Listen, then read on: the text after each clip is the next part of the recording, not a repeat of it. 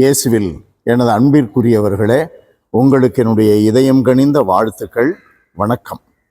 அன்பானவர்களே, இன்றைய நற்செய்தி பகுதி மத்தேயு நற்செய்தி முதல் அதிகாரம் 18 24. இயேசு கிறிஸ்துவின் பிறப்பை ஒட்டிய நிகழ்ச்சிகள் என்ற தலைப்பில் நமக்கு அந்த பகுதி கொடுக்கப்பட்டுள்ளது. இந்த நற்செய்தி பகுதியில் நாம் காணுகின்ற காரியங்கள் என்ன? யோசேப்பு திருமணத்தில் நிச்சயிக்கப்பட்டிருந்தார். மரியாவுக்கு நிச்சயம் செய்யப்பட்டிருந்தது. அந்த சூழலில் மரியா கருவுற்றிருந்தார். கடவுளுடைய தூதர் அவருக்கு தோன்றுகிறார்.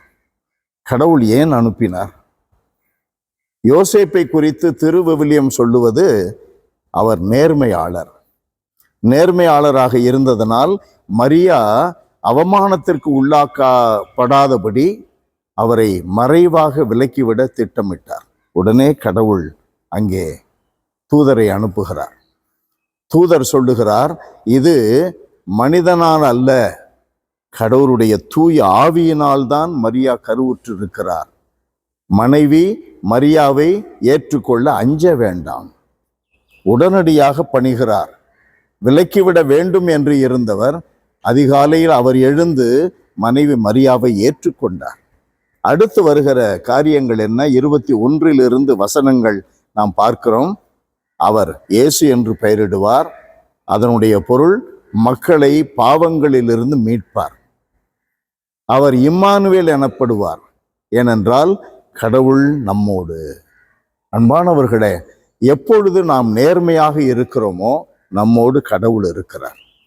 எப்பொழுது கடவுள் திட்டத்தை நாம் முழுமையாக ஏற்றுக்கொள்ளுகிறோமோ நம்மோடு மீட்பர் தங்கி இருக்கிறார்.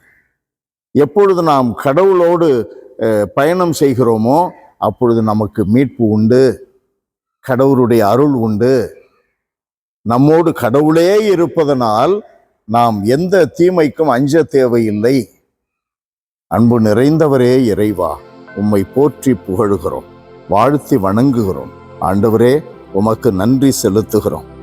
இந்த நாளில் புனித யோசேப்பு வழியாக எங்களுக்கு நீர் கற்றுக் கொடுக்கின்ற பாடம், நாங்கள் நேர்மையாளராக வாழ வேண்டும், உம்முடைய திருச்சித்தத்திற்கு எப்பொழுதும் பணிந்து இருக்க வேண்டும், எங்களுடைய திருவுளத்தின்படி அல்ல, உம்முடைய பரிசுத்த திருவுளத்தின்படியே நாங்கள் நடக்க வேண்டும் என்று கற்றுக் கொடுக்கிறீர். இந்த பாடம் மறையாமல் பசுமையாக எங்களில் தங்கியிருக்க தயவு புரியும்.